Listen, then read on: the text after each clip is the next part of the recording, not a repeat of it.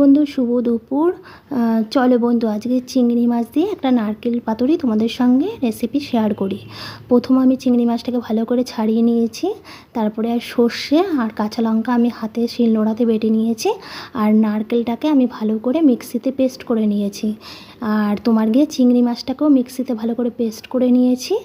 এবার আমি তোমার গিয়ে ওই তোমার চিংড়ি মাছ বাটা, নারকেল বাটা, নুন, হলুদ, তেল আর ওই যে তোমার সর্ষে আর কাঁচা লঙ্কা বাটাটা ভালো করে পেস্টটা ভালো করে একসাথে মাখিয়ে নেব। ভালো করে অনেকক্ষণ মাখিয়ে নিয়ে একটা তাওয়া নিয়ে নিয়েছি, তার মধ্যে আমি কলা পাতায় তেল মাখিয়ে ভালো করে নিয়ে নিয়েছি। এবার ভালো করে মাখিয়ে আমি ওই তাওয়াটার মধ্যে দিয়ে দেবো। তাওয়াটার মধ্যে দিয়ে কলা পাতা দিয়ে এপিট ওপিট করে আমার নারকেল পাতুরি চিংড়ি মাছের কমপ্লিট। এটা বেশ তোমার ডালের সঙ্গে ভালো লাগে। কে কে খেয়েছো তোমরা বলতে পারো। এটা আমার ঠাম্মির রেসিপি, বাংলাদেশের রেসিপি এইটা।